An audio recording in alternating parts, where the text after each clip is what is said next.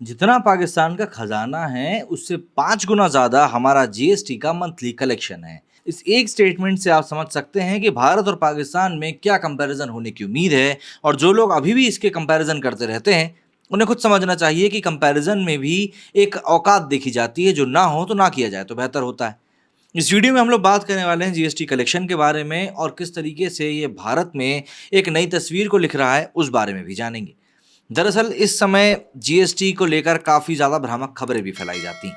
ऐसे में वस्तु एवं सेवा कर यानी कि गुड्स एंड सर्विस टैक्स मतलब कि जीएसटी को लागू हुए अब 6 साल पूरे हो चुके हैं।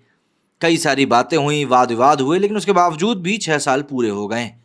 इन 6 सालों में सरकार को जमकर जीएसटी कलेक्शन मिला है।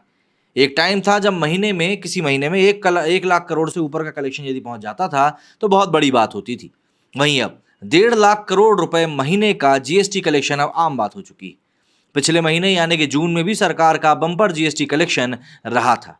जून महीने में ग्रॉस जीएसटी रेवेन्यू कलेक्शन करीब 1,61,497 करोड़ रुपए रहा था।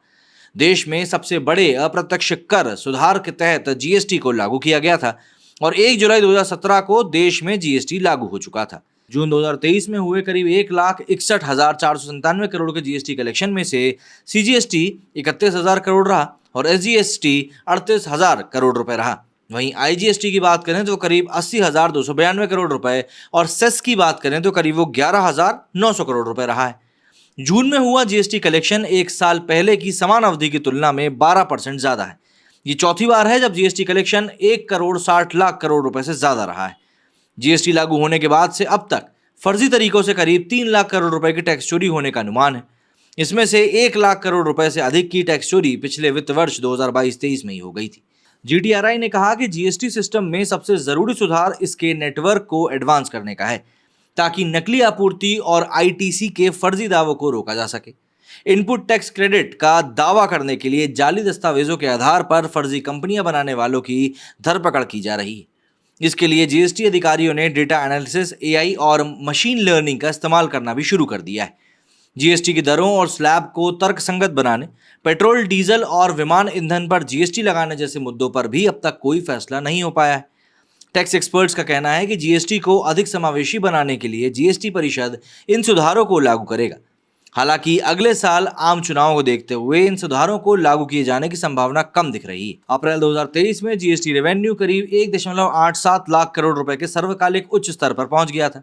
वहीं अगर हम शुरुआती दौर में औसत मासिक राजस्व की बात करें तो 85,000 से लेकर 95,000 करोड़ रुपए हुआ करता था। मंथली जीएसटी रेवेन्यू में लगातार वृद्धि के साथ जीएसटी अधिकारी अब धोखेबाजों को पकड़ने और कर चोरी पर अंकुश लगाने पर अधिक ध्यान दे रहे हैं। ऑनलाइन गेमिंग, क्रिप्टो करेंसी से जुड़े लेन देन, ईवी चार्जिंग, बुनियादी ढांचे और जीएसटी अपीलीय न्यायाधिकरण की स्थापना जैसे मुद्दों पर अभी स्पष्टता आने का इंतजार है। केंद्रीय वित्त मंत्री की अध्यक्षता वाली जीएसटी परिषद की सितंबर 2016 में स्थापना के बाद से अब तक 49 बैठकें हो चुकी हैं। ये नीतिगत मुद्दों और जीएसटी दर के बारे में निर्णय लेने वाली शीर्ष संस्था है। 23 जून को जो सप्ताह खत्म हुआ है उसके दौरान पाकिस्तान का विदेशी मुद्रा भंडार की अगर हम बात करें तो वो और कम हुआ है। इस दौरान पाकिस्तान का विदेशी मुद्रा भंडार 47.18 करोड़ डॉलर से घटकर अब करीब 3.5 अरब डॉलर रह गया है। वहीं हमारा जून में जीएसटी कलेक्शन जो था वो करीब 1,61,000 करोड़ रुपए था। मतलब कि ये पाकिस्तान के विदेशी मुद्रा भंडार से करीब 5.5 गुना ज्यादा है। तो पाकिस्तान को मुझे नहीं लगता कि अब किसी भी तरीके से भारत से कंपेयर खुद को करना चाहिए। मेरे स्टूडियो फिलहाल इतना ही। जय हिंद, जय भारत।